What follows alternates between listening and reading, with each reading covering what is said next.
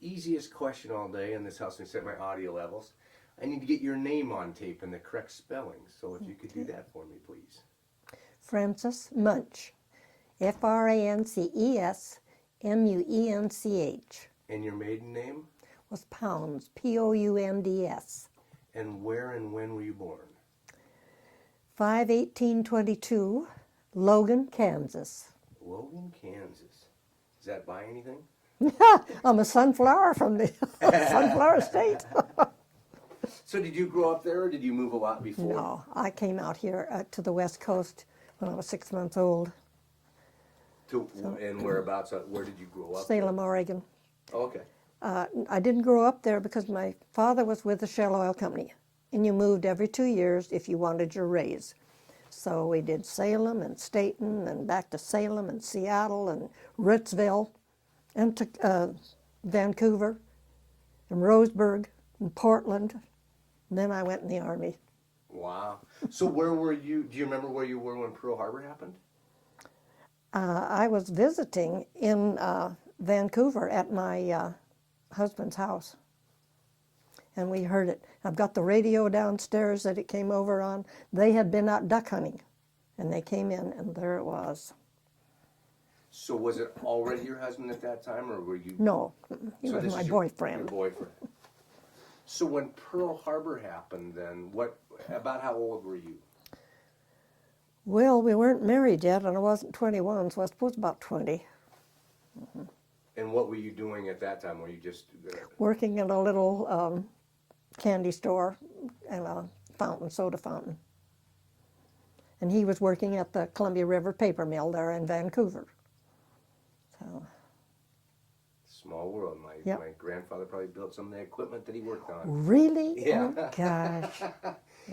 So, were times a little easier then, or just coming out of the Depression, was it still pretty tough financially? No, I don't think so. I was getting 25 cents an hour at at this place, and of course, Mrs. Gerhardt insisted that every employee write on the back of their timesheet exactly what they ate. You know, one piece of candy was a penny. All down. If you had a Coke, it was 5 cents. So you didn't get too much money when it was over, but I was living with my folks there in Vancouver at that time. So, and all that was then deducted from your... Oh, yes. What? So your husband, your future husband, boyfriend and girlfriend, what was a date like then? What would you have done for a date? We didn't have any money. So he had a little old Model A Ford, and we would go down and sit on Main Street and buy a bag of popcorn. And that was a night out. Occasionally there'd be enough for an ice cream cone, but it just wasn't there. So dinner and dancing wasn't. Oh, no. No. Now, if you went to get an ice cream cone, who would buy? Oh, he did. Yeah. He was getting probably more than I was when he worked at the paper mill, but I really don't know how much. Would it have been acceptable at that time for you to offer buying, or was it different? No, I don't think so. It was a different time period when somebody asked you for a date or to go with them, they picked up the tab. So when did you get married then? You got married after Pearl Harbor? Yes. My husband was working at the paper mill, and he decided he'd take this chance at going to Mare Island Navy Yard. And he got a job down there, and he sent for me. And I was only 20 years old, so my mother had to go along when we went down for me to get married. We married in Sacramento and stayed down there for, I think it was 8 or 9 months that we were married. And then he got drafted. So he didn't think he was going to, because working at Mare Island Navy Yard, you know, was a bit of a deal. But they took him, and he went to Camp Stoneman. And he wasn't even there 30 days, and they shipped him out. I was down there thinking I would stay, but he was shipped out to Hawaii right then, and immediately put into the Signal Corps. And I made my trek back to Vancouver, Washington, and Roseburg, Oregon, stayed with my folks a little bit and then his folks, and then I went on to Vancouver and got a job at the telephone company. Do you remember saying goodbye to him? No, I don't. I don't remember. Because I didn't know if that would be, I mean, the movies make it so dramatic and all that, and I don't know, did you, I mean, because sometimes I wonder, did you have a reality of war? Did you have a fear of him leaving? Do you remember that he may get hurt? Oh, I probably did, but I didn't dwell on it, I don't believe. I went back up to Vancouver and got a job with the telephone company, and at nights I worked partly his job at the paper mill. We were sealing reams of paper, and that was a job to learn. She and my sister-in-law and I worked there. And then I decided I was going into the Army. And she wanted so much to go into the Navy, but her eyes were very bad. And they didn't quibble. They took me flat feet and all. There's one letter I've written where they question, how come I got there? With my feet as flat as they were, but I got there. Now, how come you decided you wanted to go into the service? Because of the posters and all the ads and everything that said, you know, you need to release a man from here or from a desk to go and fight. Because at that time we were in Europe too. So that was what I had in mind. And it was a case of Women's Army Auxiliary Corps. And we were not really Army, so we weren't bound by this for the duration in 6 months, as we were when we signed over as Women's Army Corps. And I thought, well, you know, if I don't like it, I can get out. And they let you ask for where you wanted to go, 300 miles from home, any place in the United States, or even overseas. And I said, 300 miles from home. I hadn't been from home. And I ended up in Des Moines, which was a little bit more than that. And I was there for my basic training and all, and just to be sworn in. What was that like? It was very emotional, and Colonel Hobby was there for our swearing in, and we all get to meet her. And she was a bigwig with the wax, you know. So... But I had no qualms about it. I felt I was doing the right thing, so I just signed over to the Army and for the duration in 6 months, not realizing that duration was going to be quite a while. Now, you made the decision to go into the Army without, because your husband's now overseas, right? Mm-hmm. So was there a discussion, or did you just join the Army? I just joined the Army. The letters were too sporadic, and I could either make up my mind to go in or go out, and I wanted to go in, so I did, without telling him. So you wrote him a letter then? Yes. Mm-hmm. And what was the response to your letter? I probably have it out there. He thought it was a fairly good idea. He wasn't really against it. But by then he was in Hawaii and headed for Australia and New Guinea and didn't really have time to think about it. So anything I could do to make the war end quicker he was for it. So. What did Mom and Dad think? I don't remember that I even asked them. After all, I was 21 then, and married, and long gone from home. So. It's interesting. I'm going to jump around a little bit. Because you said when your husband left that you went back to the mill that he worked at, or at the paper mill. Yeah. Was that uncommon at that time for women to be working there? Yes. There were no women in the paper mill at all until the war. And then his father was a manager at the paper mill. And he asked us one night, Laverne, his sister, and I, if we would come and help out. He was short some men. And said, we didn't know how to wrap a ream of paper. Well, believe me, we found out, and that ream of paper always wanted to slide away, you know, and we didn't do them tight enough and all, but we learned. And we worked there probably for, 4 or 5 months before I went in the service, at least. It's interesting because young women of today wouldn't think anything at all about you going in. No. But back then, I mean, that had to be a whole different, kind of a unique. Yes, yes, it was. And a lot of people weren't for it at all. They didn't feel a woman, but you were going to take a desk job, really, supposedly, to release this fella to go overseas to do the fighting. So. When you went to boot camp, and again, it was in Des Moines, is that where you went to? Barracks, real army, what was it like? Real army barracks, yes. First time I'd ever had to stoke a coal stove. We were in this barracks, and somebody had to stay up and keep the stove going because it got to be really cold back there.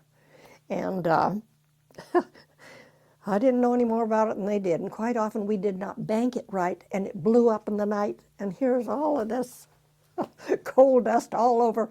It was a dirty job, but we managed. And I think one of the letters I wrote said I was so cold I had on my pajamas, a T-shirt, a sweater, and wrapped in a blanket.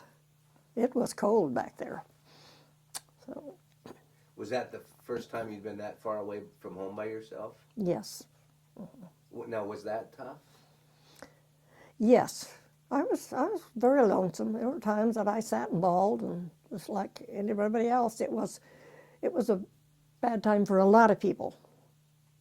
And some of my friends did not up for the Army at all. They left. They went back home. They'd had partly of their basic training, and they saw what it was going to be like, and they didn't like it at all. So. And when you went in, there wasn't any, you never ever thought they would be sending you overseas or anything of that sort? No. Because at that time, women weren't doing, quote, active. That's right. Not like it is now. But I did get sent down for overseas training at one point later on. And my husband made such an uproar that they put me out of that. So what was overseas training like? Fall and crawl, just like the fellas did. We were down at Daytona Beach, Florida in the sand. And they taught you how to use that gun, and fall and crawl with your gun, keep it out of the sand. And well, it was interesting. Now, did your view of the service change at that time? Because now all of a sudden, instead of teaching you what they're teaching before, now they're teaching you things that.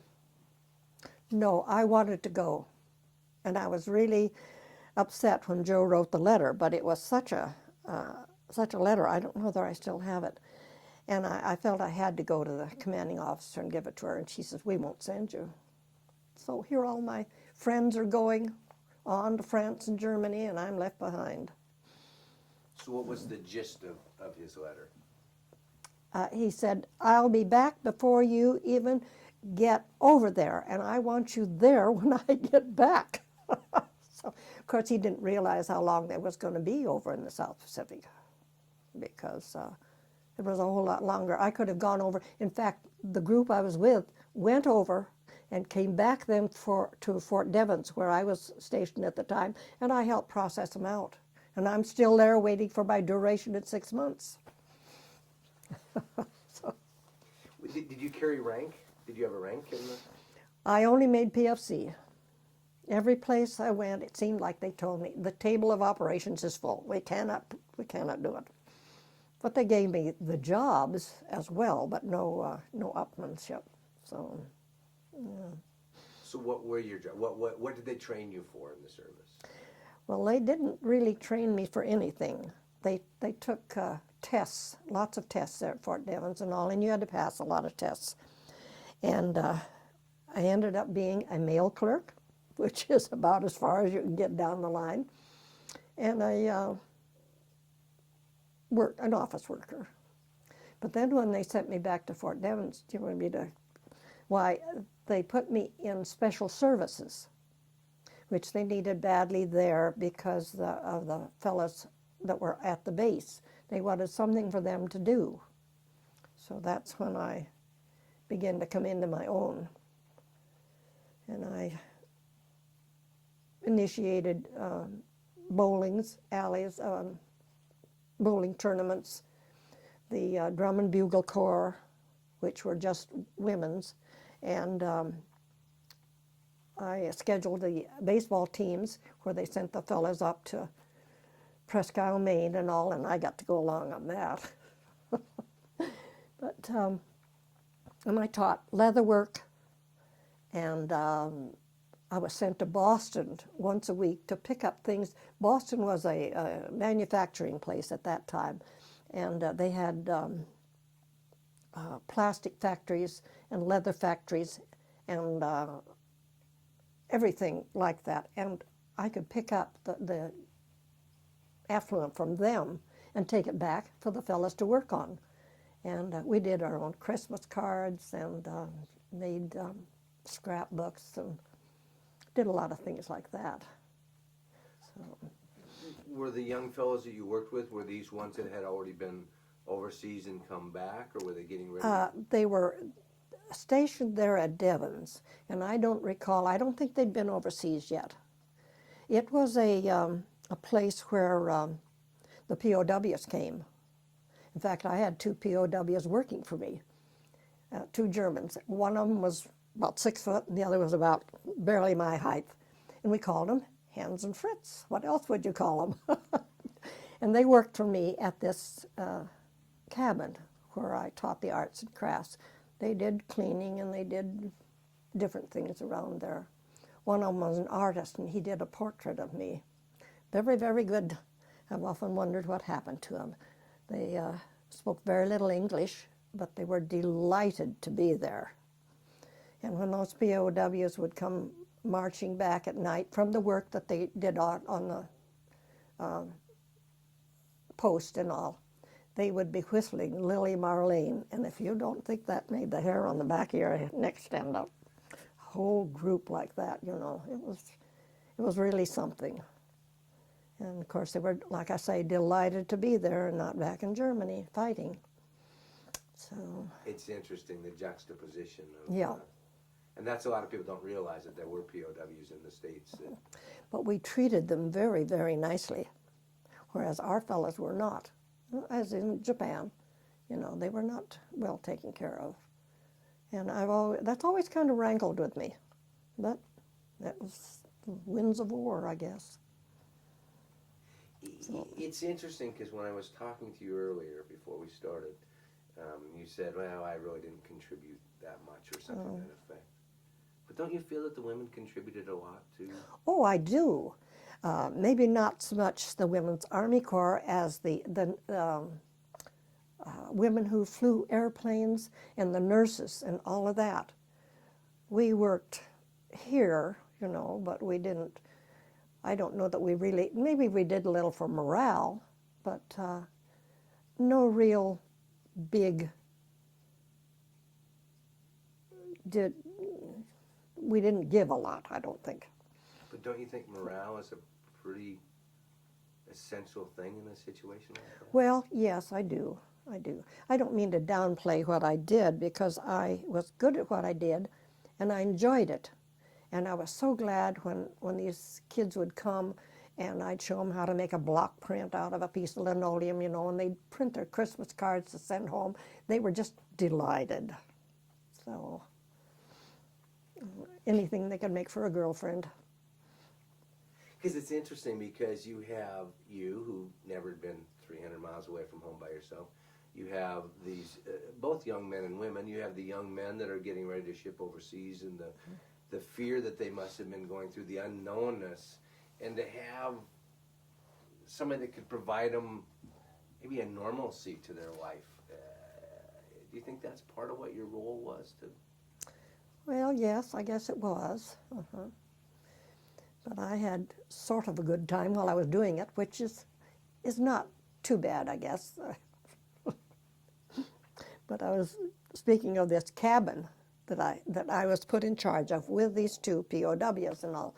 And it had a kitchen and all. It was a beautiful cabin. It's in my pictures in there. And I talked the cook one time into saving me all of the chicken livers. I love chicken livers. And I said, what do you do with them? We throw them away. We got 350 chickens, we throw 350 livers away. I said, oh, save them for me. And they did. And I got a frying pan that was probably this big and cooked on that stove. And we cooked nothing but livers. It's a wonder we weren't all sick. We had bread and chicken livers in the gravy. Ooh, was that good. What what was the cabin for? You helped take care of it. I don't know how that cabin got to be there. It was a real log cabin, and it was on a kind of a hill, and I imagined that it was there a long, long time. It was not, it was before the war, of course. And I don't know what Fort Devens was at that time. It could have been somebody's home, for all I know. So now while you're back here doing your job, your husband's doing his job, was there a lot of correspondence in between? Mm-hmm. What would you write to him about? Well, everything that I was doing and all. It was real easy to write to him. It was when he wrote to me, the little V-mails, they'd be censored, you know, or a letter would have spaces cut out of it and all. But mine might have been censored, but I don't recall that. But he wrote quite often, mostly to his folks, because I moved around just a little bit and I didn't get my mail all the time. But Do you remember what you would write to him about? Well, probably what we had for dinner and what we were studying and all the PE and marching that we had to go through, which was a lot. And the fact that I was once in a baseball game and got hit on the arm with a baseball, and it swelled up just about as big as a baseball with a lot of broken blood vessels in it. Well, they were immediately going to discharge me, and they didn't know how I got in the Army in the first place. And I said, well, it's nothing. I just happened to bruise easily. So they sent me to the doctor a couple of times and finally decided I could stay. But it was touch and go there for just a little bit. Do you live in fear in a situation like that, or does life become normal to us? I mean, because the war is somewhat removed, but yet your husband is a part of that removed war. So what's life like for you? Do you live in fear, or does normal life go on? Or Well, normal life sort of goes on. Always in the back of your head, you've got, I haven't had a letter. I haven't had a letter. Where are they now? What's happening? Is he still with us? Yeah, it does. When you've got somebody overseas and you don't really hear from them and you're clear the other way, why,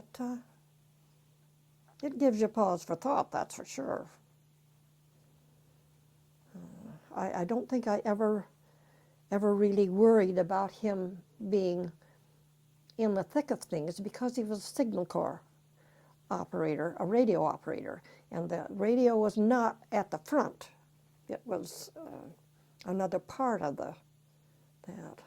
So that's where knowledge becomes very valuable to understand. yes, yes. So would you go see newsreels and because you're getting letters that are censored, so I assume you kind of have to try to piece together and kind of figure roughly where he's at. Would you go watch newsreels and think? We saw very little movies. They did have movies on the Post, but I don't think they showed us newsreels. And in one of those letters I wrote to my folks, I said, tell me what's happening. I said, we don't get a magazine or a paper. And none of those came to the Post. If you got off the Post, then you could find a newspaper or a magazine and find out a little bit of what was going on. But I don't recall that the folks ever really told me what was going on, even though I asked for it. So, do you think that was to kind of try to, again, protect you a little bit? probably. My mother, they were living in Roseburg at the time, and she was an airplane spotter, and worked at that all the time. They were very good about writing to me, but it was mostly the earthy things that were happening, you know. And your sister made a new dress and this and that. So. It's interesting because a lot of the POWs I've talked about, that's what they loved hearing. Mm-hmm. Was just that average life goes on. Yeah. You know, she took her first step. She went to graduate from high school. Mm-hmm. Was there a patriotic feeling about what you did? Oh, definitely. I really thought I was doing something. I really did. It wasn't just an idea. It was. I really thought I was doing something, and I made no bones about it that I'd release somebody to go over there and fight, and it should be over sooner. You know, so. It's amazing to hear, and again, history books make it sound like everybody came together 100%. Mm-hmm. But even in the reality of it, they did. I mean, there was amazing something, a feeling or something that pulled everybody together. Oh, it isn't like the war nowadays, that's for sure. I mean, we were patriotic. We'd do anything. And of course, the ration coupons and all, I didn't have to worry about that. I just gave my ration coupons to my family when I left, and that was it. They furnished my shoes and my socks and everything. So. And when you first went in, you weren't, quote, real Army. No. You were, it was like a reserve. Army Auxiliary. And that meant that if we didn't like it today, we can go home. But then when you signed over to the Army, it was for the duration of 6 months. And that's what it took. It took me that long for get Joe's. I had to have my husband's discharge sent to Fort Devens and go through all of the process that it went through before I could even consider being discharged. So you had to wait for your husband to be discharged. Before I could get out. And why did they, do you know why they did that? Well, you could get out a little earlier that way. You didn't have to do the duration in 6 months. If your husband was being discharged, then you could be discharged. So that's how that came about. But if you were single, you had to do the duration in 6, right. Wow. What was the best part of being in the service? I think the friends I made, I really, really made some good friends. Even though I've lost a lot of them and have lost contact with them, that was. And the trip I made from Fort Devens, Massachusetts, down to Daytona Beach, Florida, on a train, sitting on my suitcase, was another real highlight. And I wrote a long letter, carbon copies to everybody on that one because I kept notes. As we went through all of these, Georgia and Alabama, you know, and all, I saw things from the railroad train that I never believed existed. Women out with their washboards and then dump their water in the dirt and all, and it was real bad down there. I was. It's interesting because in the tragedy of war, it actually opens up a lot of educational. Right. When you traveled on the train, were you in uniform? Oh, yes, definitely. And how were women treated in uniform? Well, it depends on where we were. Now, when we were in Boston, we paraded down by Faneuil Hall, and we got stoned. They really threw rocks at us, and they hit one girl and knocked her down. And the people back east did not think as well of us as the people from the West Coast. And yet they were closer to a war than we were over here. But oh yeah, we were not regarded very well in Boston. Because you were women in uniform? Women in uniform. So the patriotic didn't override the fact that you were women in uniform? No, it was quite different back there. And I think everybody that was back there in the Women's Army Corps, because we paraded quite a bit, and after that time, they didn't parade us anymore in Boston. So. Did they jeer you? Did they? Oh yeah. they didn't think that we were there to help out. We were there for another reason. We were ladies on the move. And that's what they thought. It was very interesting. But did that cause problems?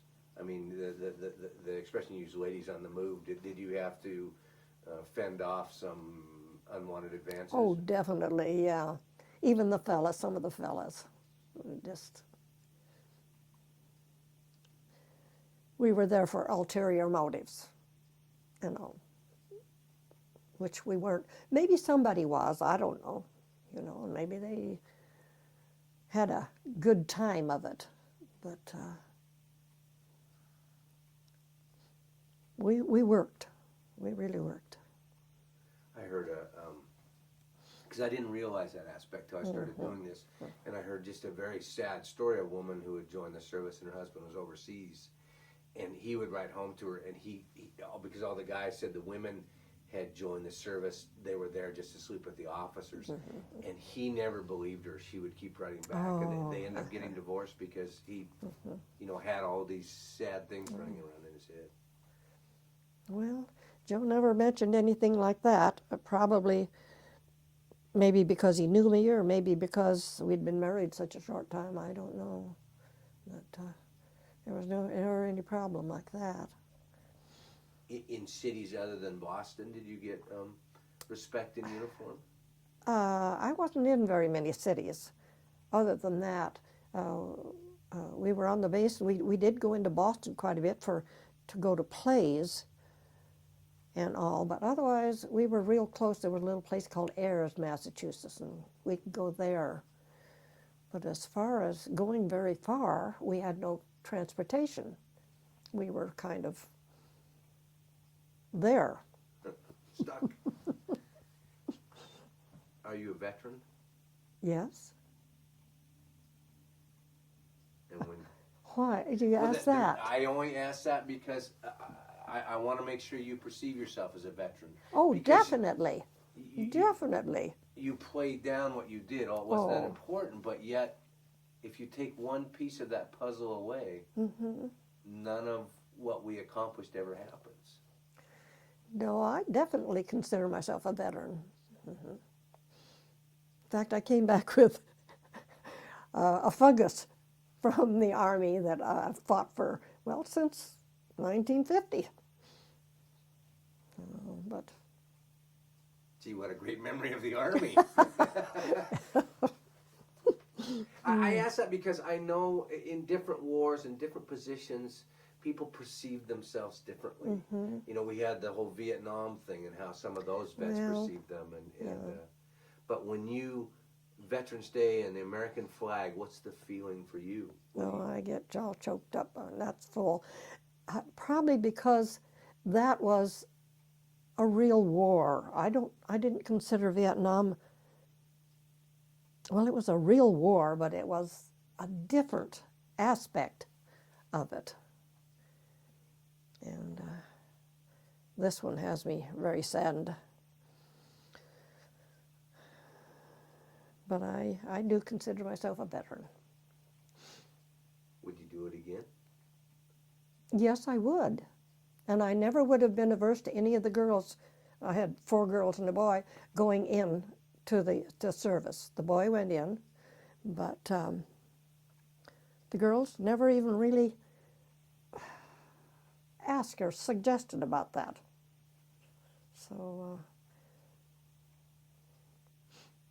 and I'm sure there's people that stayed in and just continued with their Army career until they got mustered out. Would you have had any interest of staying in, or was it time to move on? It was time to move on, you know, because I was just 22 and my husband was coming back from overseas. We hadn't even had a life together, really. And, yep. Yours is a unique situation because a lot of people went in the service, knew they were going to go overseas, and said, let's get married. Oh, Where your husband got his job down in Mare Island, said, come on down, we'll get married, thinking he wasn't going in. Yeah. You know, so it is, that seems like that would be very, for me, very hard. Here are these newlyweds, and like you said, you didn't even have a life together, and then you discover that, oh, he's being drafted into the service. Yep. So then it was my choice to do whatever I could to help end the war so he could come back. And that's what I did. Wow. It's amazing. I mean, it was just such a different time. I mean, my only perception is from the people that I've talked to, having not grown up there, but to see the different attitude, the different time of life, the different people, so many different things coming together. My father was in World War I, and so he talked a lot about that. And perhaps that's one thing, I don't know, that made me want to do something.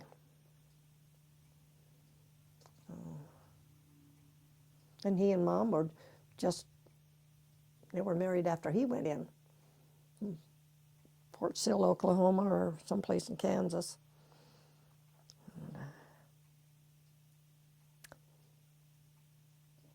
She was left behind to do what she could. So. When you went in the service, did your mom put the star in the... They didn't have a star in the window at that time that I know of. I don't remember at all that she did, that either my in-laws or my family had a star. But,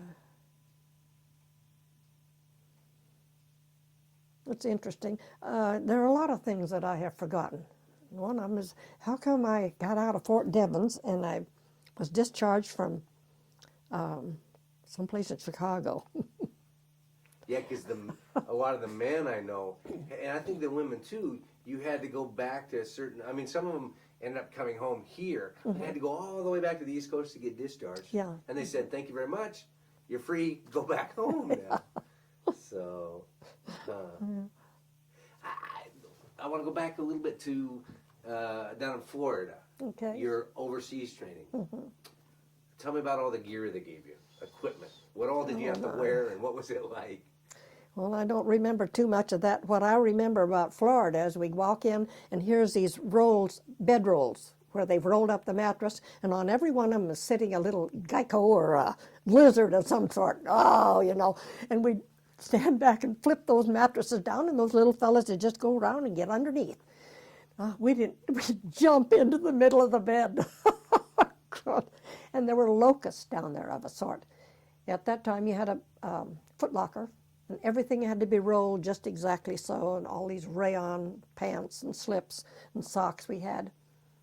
We'd open up the locker, and those insects were in there, and they ate great big holes in them. You'd hold up a pair of pants or a slip, and just big chunks out of it.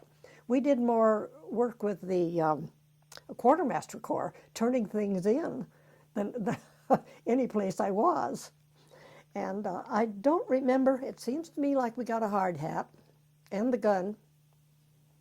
Whether it was a real gun or not, now I don't really know.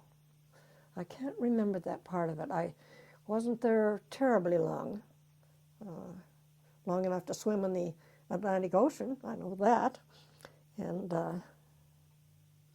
go to town and see the ink spots, singing, I'll buy a paper doll that I can call my own. And all, but then they all went overseas, and I was immediately sent to Fort Devens. So. Did you have a drill sergeant there at Florida? I mean, was it like we see in the movies, somebody out yelling orders? Oh yes, definitely. It was a man and a woman, though, you know. And yeah, we fell and crawled quite a bit, filled full of sand. Who was harder on you? The fella. Who was?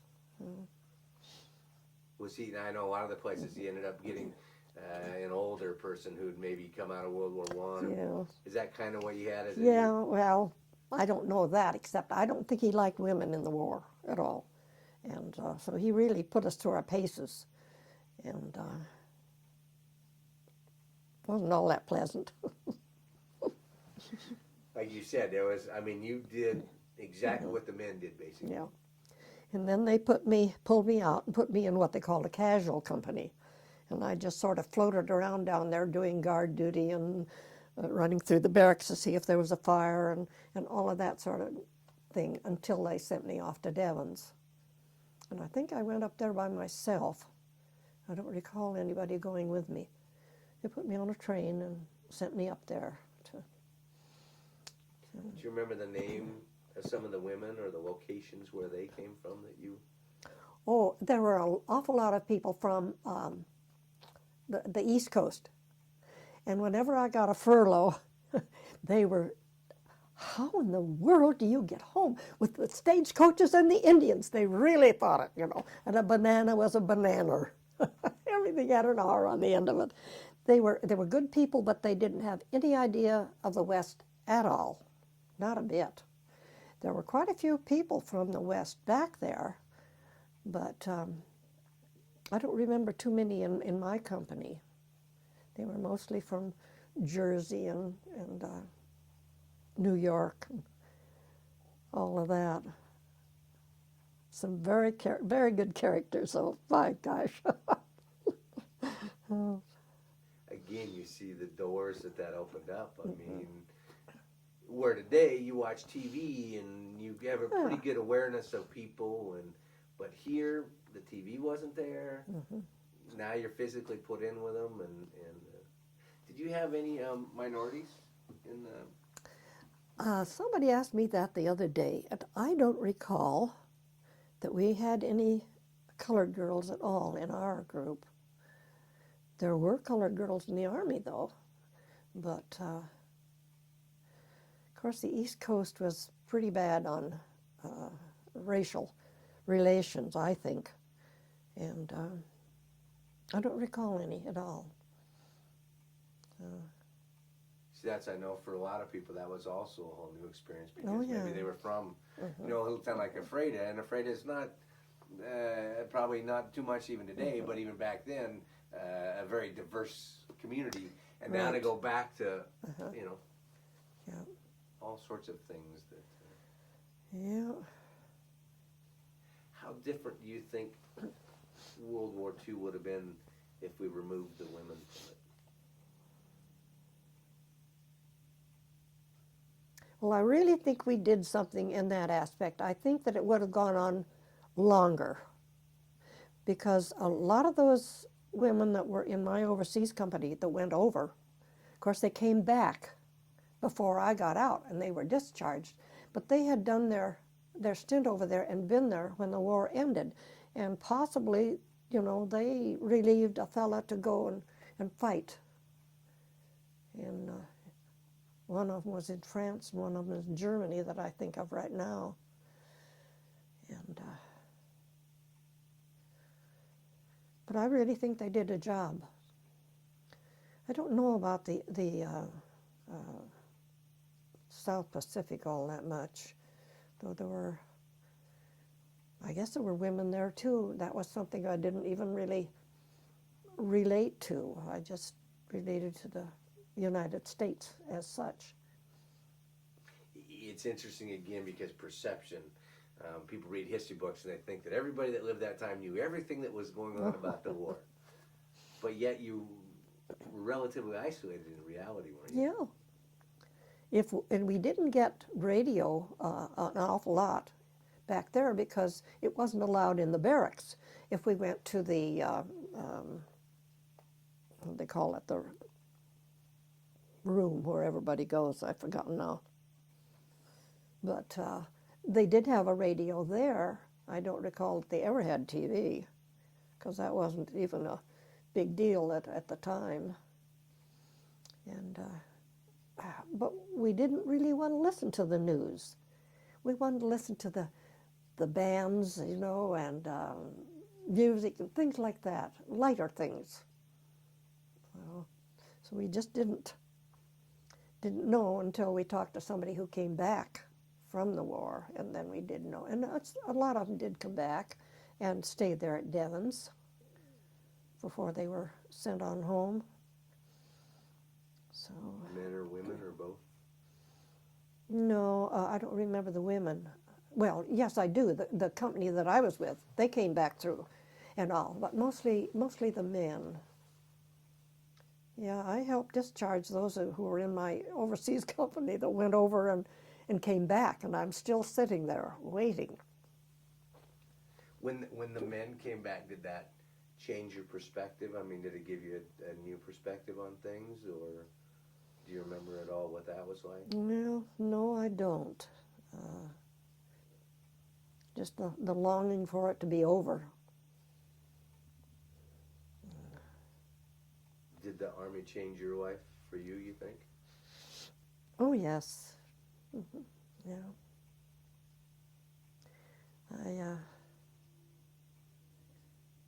I've often wondered where it would have led me if I hadn't gone into the Army. I don't know.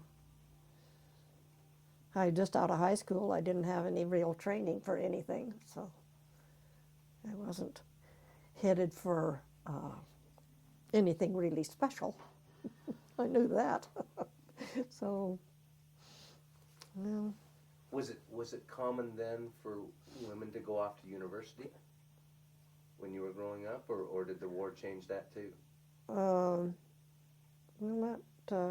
that I don't remember. See, I went in early in my years. My sister went to college. My oldest sister, she went to WSU, and my younger sister was still in high school when I left, and I had just finished high school, and I didn't really want to go to college or anything, and I don't know what I was headed for. So you didn't have a plan for the future? No. Married and kids, or just didn't have a plan? Probably married and kids. But I really didn't. I met my husband while I was working. We were friends and dating for quite a little while before he asked me to marry him. And that was only because I told him the girlfriend he had was stepping out on him. Was she? Yes, she was. I wasn't telling any stories. So. What did you do when you got out of the service, you and your husband? We stayed in Vancouver, Washington, and we got us a house up on the McLaughlin Heights, which was little thrown together houses and all, and started having children.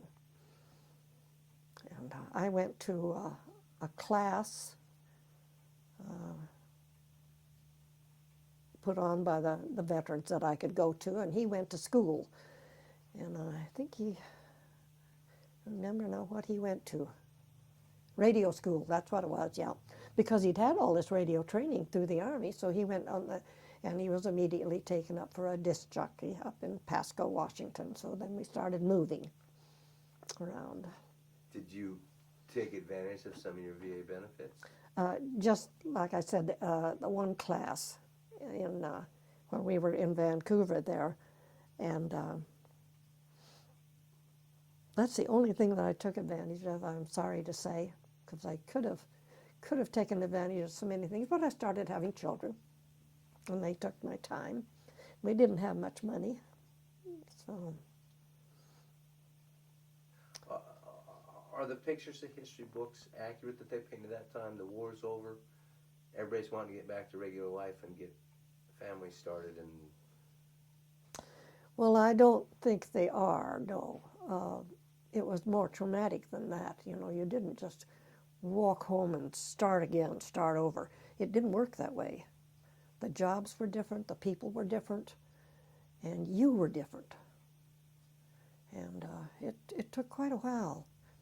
We lived with his folks for quite a little while, and tried to get our feet under us. I did catering and sewing and babysitting and ironing and I don't know what all while he went to school. Because of the GI Bill, it wasn't all that affluent. So